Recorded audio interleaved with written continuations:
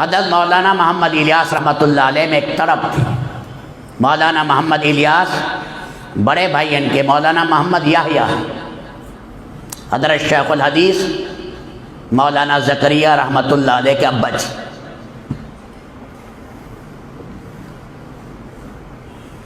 اور ان کی جو پہلی والدہ ہیں اس سے پیدا ہوئے مولانا محمد. ابا جان کا نام ہے مولانا اسماعیل. یہ جنجانہ کہتے اصل میں، جنجانہ کہتے. مولانا اسماعیل صاحب کے والد جو تھے وہ غلام حسین تھے، اس کے جو دادا تھے وہ حکیم کریم بخش تھے. اور یہ آئے وہاں پر مولانا اسماعیل لدھیانہ میں شادی پر، اور وہاں حضرت نے باز فرمایا. خواتین ایک پردے میں تھی. وہاں پر مولانا مظفر حسین کاندھلوی رحمۃ اللہ علیہ کی بیٹی، جس کو امی بی کہتے ہیں، مولانا الیاس صاحب کی نانی، اس نے سنا، اس نے کہا کہ یہ کوئی عجیب شخص ہے، میں اپنی بیٹی اسے دوں گی. حالانکہ مولانا جنجانہ کہتے ہیں، لدھیانہ آئے، پھر لدھیانہ تو بعد میں ٹھہر گئے. اور مولانا مظفر حسین جو کاندھلوی تھے، یہ مفتی الہی بخش کاندھلوی کے شاگرد ہیں. مفتی الہی بخش کاندھلوی کے پاس اورنگزیب عالمگیر آدمی بھیجتا تھا. 500 علماء مسئلہ حل نہیں کر سکے. وہ جا کر ان سے پوچھا مفتی الہی بخش کاندھلوی سے، تو انہوں نے گھوڑے پر کھڑے کھڑے سے جواب دیا. وہ علم کے سمندر تھے، نیک اور تقوی میں.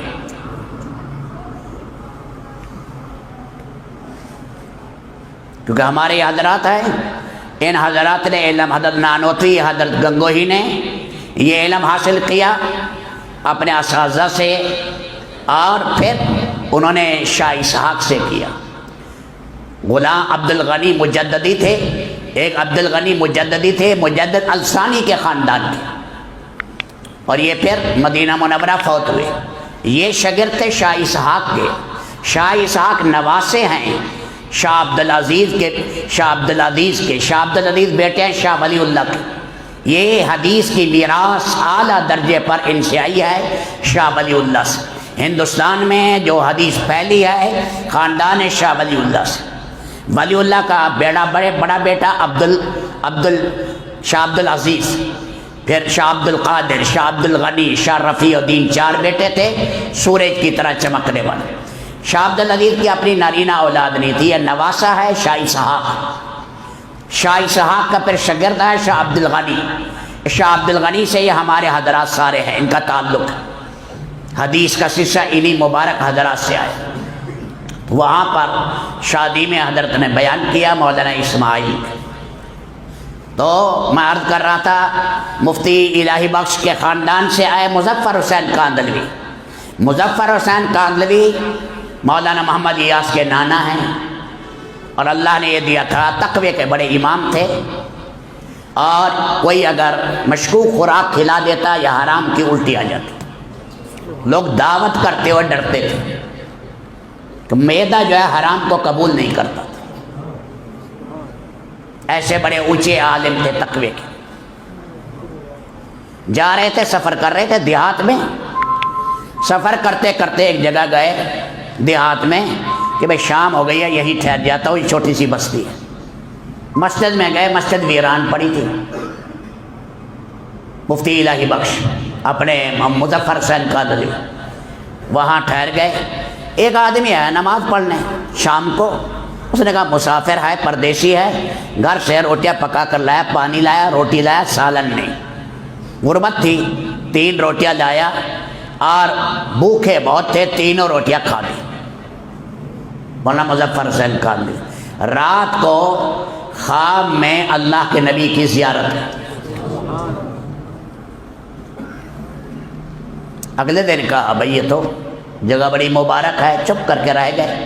وہ آدمی دن کو کمانے چلا گیا. پھر اگلی رات آیا، دیکھا مسافر بیٹھا ہے، نہ انہوں نے پوچھا نہ انہوں نے پوچھا. وہ چپکے سے 2 روٹیاں لائے. پہلی رات 3 لایا، دوسری رات 2 لائے. انہوں نے کھا لی. اس رات بھی پھر نبی پاک علیہ السلام کی زیارت. ایک جگہ یہ آتا ہے کہ پہلی رات 3 دفعہ زیارت ہوئی، دوسری رات 2 دفعہ ہوئی۔ پھر تیسرا دن آیا، کہنے لگے پھر ٹھہرتا ہوں۔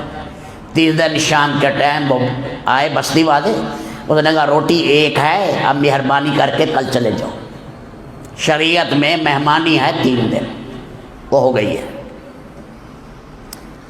تو اس پر مولانا مظفر حسین کاندھلوی نے کہا بات یہ ہے مجھے شوق نہیں تھا، اور یہ کوئی ایسی بابرکت روٹی ہے کہ ایسے اسے سید الکونین آقا علیہ السلام کی مسلسل 3 رات سے مجھے زیارت ہو رہی، یہ بتاؤ کہ کیا ہے یہ؟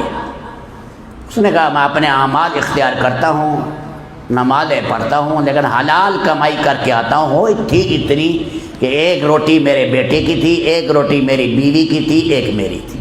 پہلے دن ہم نے دے دی، اگلے دن ہمارے بچے نے کہا میں بھوک مرتا ہوں، ہم نے اس کو روٹی دے دی، میاں بیوی نے آپ کو دے دی۔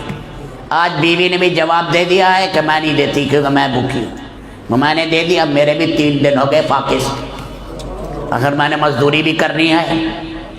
فرماتے ہیں کہ یہ اس حلال رزق کا تھا اثر، حلال رزق کا۔ اور میں اپنے اولادوں کو نیک بنانا ہے، حلال کی کمائی میں اللہ نے رکھا ہے۔ اللہ ہمیں اپنے معاملات میں بھی حلال کی توفیق دے، حرام سے بچے۔ یہ مزدوری ہے۔ اللہ کے نبی نے ایک نوجوان کے ہاتھ پر بوسہ دیا، اس کے ہاتھ پر گانٹھے دیا، حلال کمائی کرتا تھا۔ حلال کمائی کوئی عیب کی چیز نہیں ہے۔ فرمایا مال غنیمت اور ہدیے کے بعد حلال کمائی اعلیٰ چیز ہے۔ اللہ حرام سے بچائے، دھوکہ دہی سے بچائے۔ لیکن ہم نے تجارت تو کر رہے ہیں، کرنی پڑے گی بنی آدم کے لیے۔ حضرت عمر حوالی میں رہتے تھے، ایک دن اللہ کے نبی کی صحبت میں حضرت عمر بیٹھتے تھے، ایک دن ان کی صحبت میں ان کا ساتھی بیٹھتا تھا، باری باری رہے۔ حضرت بھئی میں جا رہا ہوں معاش کے لیے، آج تم نے اللہ کے نبی کی ساری باتیں سن لی، جو وحی اترے مجھے بتانا۔ اگلے دن وہ تو میں عرض کر رہا تھا، یہ بیٹھے تھے وہاں، تو حضرت نے بیان کیا مولانا اسماعیل صاحب نے، تو جو امی بھی تھی مظفر حسین کاندھلوی کی بیٹی، مولانا محمد الیاس کی جو نانی بنی، اس کی بیٹی تھی، اس کا نام تھا صفیہ۔ اس نے کہا میں دیتی ہوں۔ لوگوں نے کہا ذرا اس کی عمر زیادہ ہے، کیونکہ مولانا اسماعیل صاحب کے پہلے گھر سے ایک بیٹا تھا محمد، بیوی فوت ہو گئی۔ محمد نے سب سے پہلے میوات میں محنت کی ہے، سب سے پہلے ان کی محنت، پھر یہ اس کے بعد ان سے نکاح ہوا۔ اللہ نے یہ 2 ہیرے دیے، محمد یحییٰ اور محمد الیاس۔ محمد یحییٰ سے ہوئے محمد زکریا، اور محمد الیاس سے ہوئے محمد یوسف۔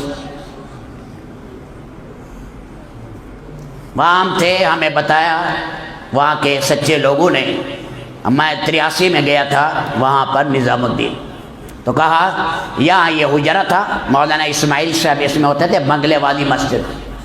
فرمایا کہ اللہ کا ذکر اتنا کرتے تھے کہ جب وہ یہاں سے کہیں سفر پر ایک دفعہ گئے تو در و دیوار سے اور چارپائی سے ذکر کی آواز ہے۔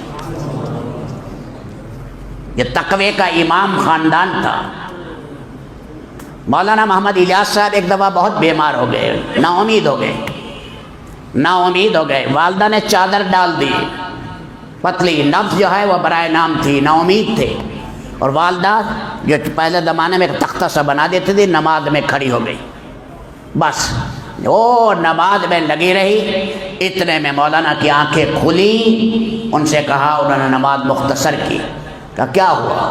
کہنے لگے کہ 2 آدمی آئے، یہ واقعہ لکھا ہوا ہے، مولانا افتخار صاحب نے لکھا ہے، میں اپنی طرف سے نہیں بنا رہا۔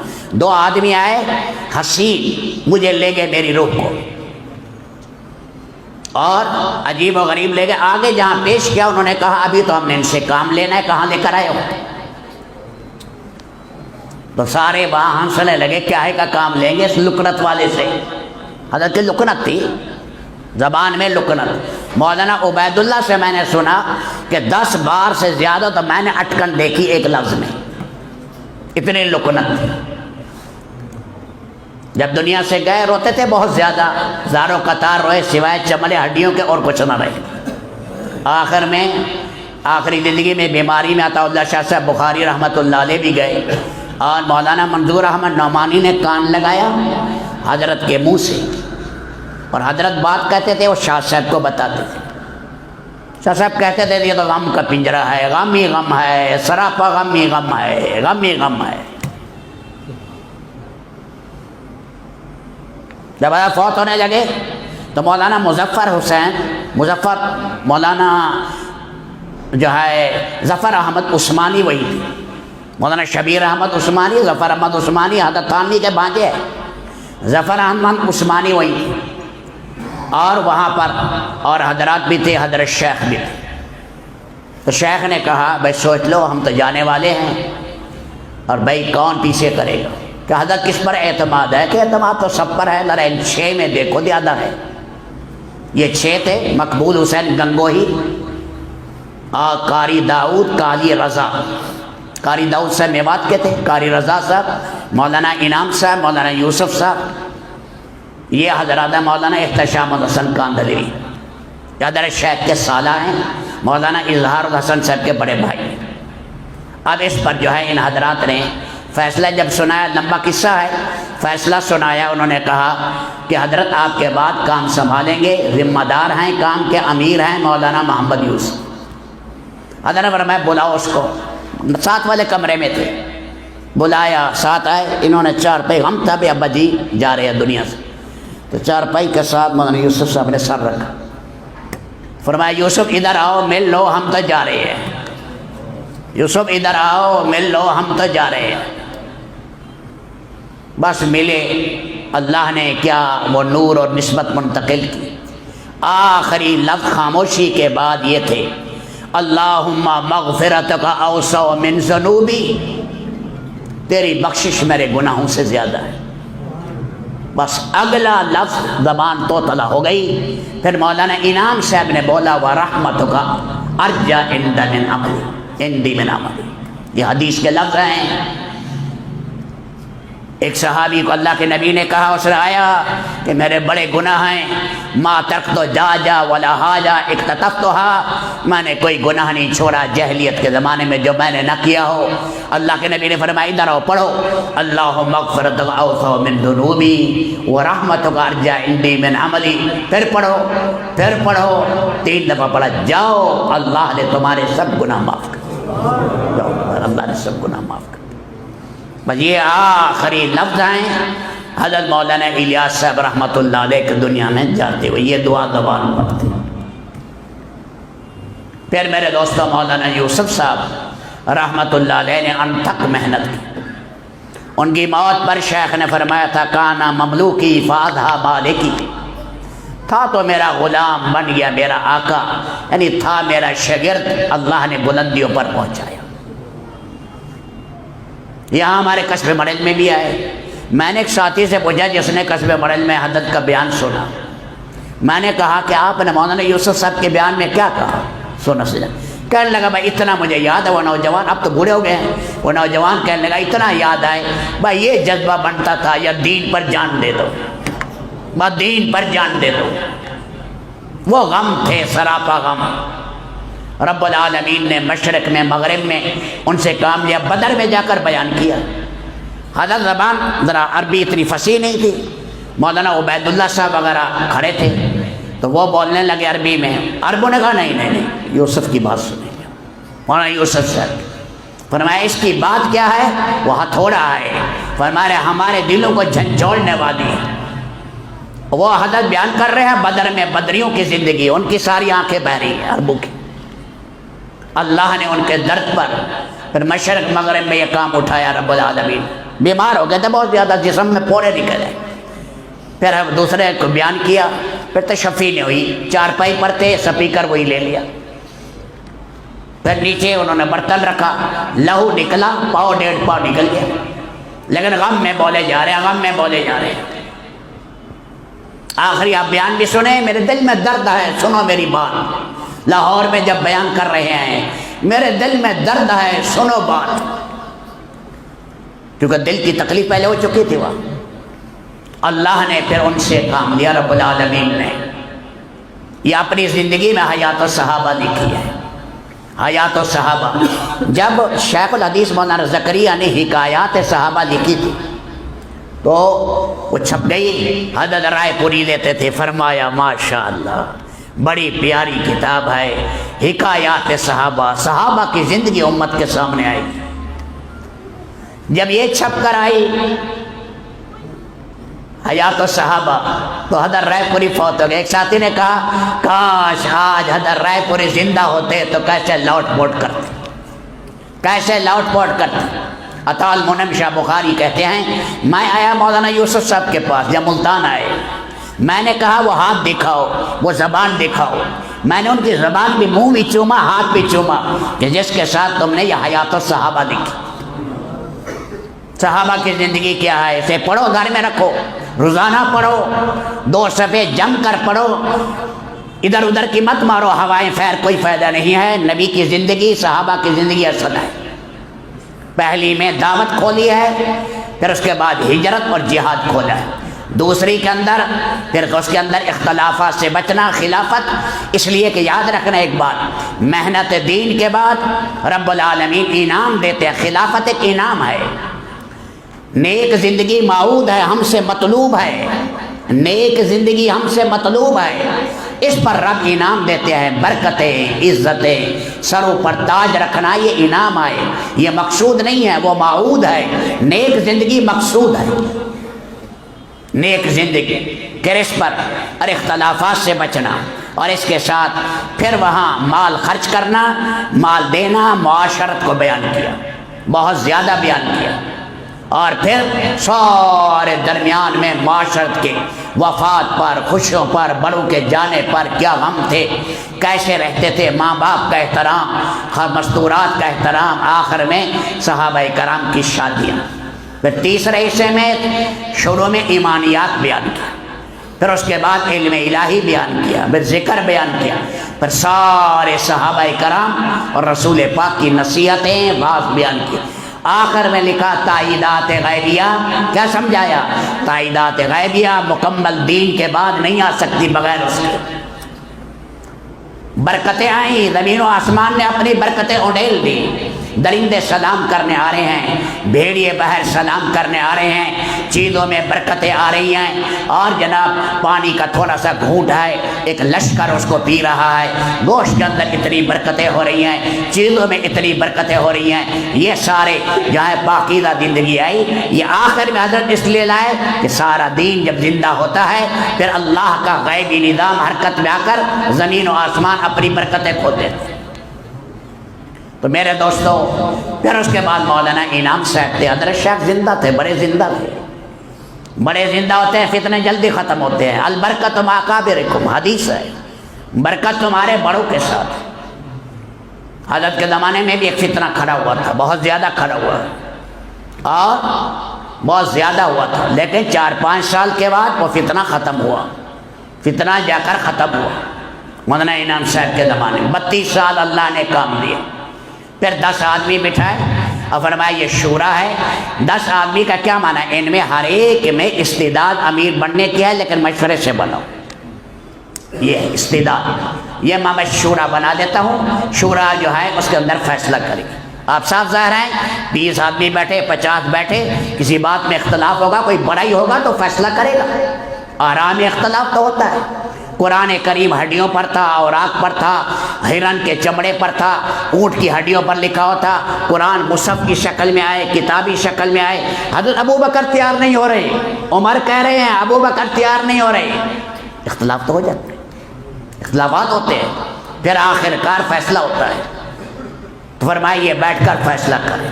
ان میں 7-10 بردار ہو گئے. میں 3 پر آ گیا معاملہ, مولانا اظہار الحسن صاحب, مولانا زبیر صاحب, مولانا سعد صاحب. پھر مولانا اظہار صاحب نے کہا میں تو دنیا سے جا رہا ہوں, میرے تو 90 سال سے اوپر عمر ہو چکی ہے. مولانا سعد صاحب کے نانا ابھی یہ 2 کام سنبھال لیں, یہ 8 آدمی فی الحال ان کی نگرانی کرتے رہیں, یہ ان سے مشورہ دیں گے, یہ فرمائیں. اور آپ کو پتہ ہے مولانا سعد صاحب یہی بیانات بھی کرتے رہے, فیصلے بھی کرتے رہے. ہم یہاں آنکھوں سے دیکھتے رہے, بنگلہ دیش دیکھا, باہر ملکوں میں دیکھا. یہاں بیٹھے ہوتے تھے، یہاں ریونڈ میں حج صاحب کی کرسی ہوتی تھی فیصلہ. آپ نے سنا گے 14-15 کے قریب اجتماعات کے بیانات مجھے یاد آئے، اور سارے کہتے تھے اللہ کیسی آپ نے میرے مولا خاندان الیاس میں کیا نسبت منتقل کی ہے. پھر آ گیا شیطان 15 میں کہنے لگے جب امارت ختم کرو، اب جو ہے امارت یا کسی اور جگہ منتقل کرو، یا جو ہے بدل کر ہر مہینے نیا امیر بناؤ. بس یہاں سے میرے دوستو یہ حالات آئے. ہم یہ دعوت دے رہے ہیں کہ میاں اصل سے جڑو، اصل سے کٹو گے ساری دنیا میں پریشانی آئے گی. 4 سال تک ساتھی آواز لگاتے رہے کہ میاں اصل سے جڑو، اصل سے جڑو، لیکن انہوں نے چپ کر کے علیحدہ مرکز بنانے شروع کر دیے، انڈونیشیا میں، ملیشیا میں، آسٹریلیا میں، کینیڈا میں، ہر جگہ. اب پریشان ہوئے ہم نے کہا اب کیا کریں اس کے لیے. اصل مرکز سے امت ٹوٹ رہی ہے، اصل سے. مولانا سعید احمد خان صاحب کے مکتوبات آپ پڑھیں، بڑی مشکل سے امت میں اجتماعیت قائم ہوئی، رنگ نسل کٹے، قبائل ٹوٹے، سارے نقشے ختم ہوئے، امت بنا قائم ہوا، ایک امت بن کر چلے، مشرق مغرب کے سارے کہنا مان کر اس کی چلے. فرمایا اللہ نے نظام الدین میں شکل پیدا کی ہے ایک امیر اور مرکز پر. اب میرے دوستو یہ خلفشار ہے، رب العالمین ہمیں امید ہے اللہ سے کہ رب العالمین اس خلفشار کو ختم کریں گے، لیکن ہماری کوشش ہوگی، ہماری محنت ہوگی. ہم اصل مرکز کے ساتھ کام کر رہے ہیں، ہماری پشت پر اسباب زہرا میں نظام الدین ہے، حقیقت میں اللہ کی طاقت ہے سب کے پیچھے. اصل مرکز کے ساتھ مل کر چل رہے ہیں. ہم انہیں سب کو کہہ رہے ہیں میاں اصل سے ملو، بنیاد سے مت کٹو. جیسے ساری دنیا میں اللہ کا دین پھیلا ہے، اس کی محبت آپ دنیا کے انسانوں سے نہیں نکال سکتے. وہ خاندان الیاس وہ خاندان ہے، اس کو در دیوار میں نور ہے، وہاں کا تو جانور بھی پیار دینے کے قابل ہے. اس لیے میرے دوستوں نیت کرو کہ انشاءاللہ ہم اصل مرکز کی دعوت بھی دیں گے، ساری دنیا کو جوڑیں گے. ہمارے لیے سب محبت کرنے والے ہیں، جہاں کی جماعتیں آئیں. کوئی کفر اسلام کا مسئلہ تو نہیں ہے، سب کو سینے سے لگائیں گے، سب سے محبت کریں گے، غیبتیں چگلیاں نہیں کریں گے، لیکن مساجد کو آباد کرو. جو طرز ہے حاجی صاحب نے ایک موقع پر فرمایا، یہ بڑے بڑے مرکز اگر چلے گئے، باطل نے لے لیے، پھر کہاں کام کرو گے؟ مسجدوں میں. اگر مسجدیں بھی لے لی حالات ایسے آ جاتے، مسجدیں بھی لے لی پھر کہ گھروں میں. فرمایا پھر گھروں میں کام کرو نا، مساجد میں کام کرو. بڑی بڑی بلڈنگوں سے کام نہیں ہوتا، کام کرو. منصب کا فکر نہ کرو، اس کا فکر نہ کرو، کرسی کا فکر نہ کرو، کسی چیز کا. اللہ کے لیے قدم اٹھاؤ اور امت کو مساجد کی آبادی پر، گھروں کی آبادی پر لگاؤ اور انہیں شرک اور کفر سے کھینچو. امت میں پاکیزہ معاشرت، معاملات زندہ ہو جائیں، حیا آ جائے، ہماری زندگی میں چلتا پھرتا دین نظر آئے، ہمارے معاملات اور معاشرت میں لوگ کہے واقعی تبلیغی ہے. یہ نہ ہو ہمارے کاروبار میں دین نہیں، ہماری معاشرت میں دین نہیں، ہمارے لباس میں دین نہیں. کسی نے سر لینا ہے، کسی نے سر نہیں لینا. یہ ہوائی باتیں ہوا میں اڑ جائیں گی. وہ کہتے ہیں عملی طور پر دکھاؤ، عملی زندگی آئے گی دینی، مقناطیس کی طرح کھینچے گی. تو یہ قدم اٹھایا ہے انشاءاللہ، اللہ سے امید ہے اس کی برکت سے سارا عالم جڑے گا. سارے عالم کی بات ہو رہی ہے، ایک ملک کی بات نہیں ہے. اس لیے آپ کے پاس بھی جماعتیں آئیں گی، یہ صومالیہ سے آئیں گی، سوڈان سے آئیں گی، افریقہ سے آئیں گی، ملیشیا سے آئیں گی، اور جگہ سے آئیں گی. اس لیے مساجد میں اس کا انتظام کرنا اور یہاں کے لیے بھی تیاری کرنا کہ ساری دنیا کے تقاضے ہم نے پورے کرنے ہیں. یہ نہ دیکھیں تھوڑے ہیں، یہ 500 کا قریب مجمع ہے، نہیں. اللہ پاک جب کام شروع ہو جاتا ہے اللہ ہی محبوبیت ڈالتے ہیں، رب العالمین سب کو سر لوٹائیں گے. ہماری سب حضرات کی محبت ہمارے دل میں ہے اور ہم یہی دعوت دے رہے ہیں. اسی اصل سے جڑ جاؤ، اصل کے ساتھ جڑو. اللہ کے لیے دوبارہ یہ کام نہ کرو کہ اصل کٹ کے ہم نیا اپنا کام شروع کر دیں اور ہم جو ہے سارے ملکوں میں اپنے مرکز بنائیں. نہیں، ہمارا بڑا مرکز ہمارا ایک ہے. اس کے لیے آپ حضرات سے درخواست ہے بڑے ہمت کے ساتھ اپنے ارادے کرو. ملکوں کے بھی 7 مہینے کے، سال کے، 4 مہینے کے، 3 جو ہے چلے کے، 10 دن کے، 3 دن کے، کوئی ساتھی نہ رہے.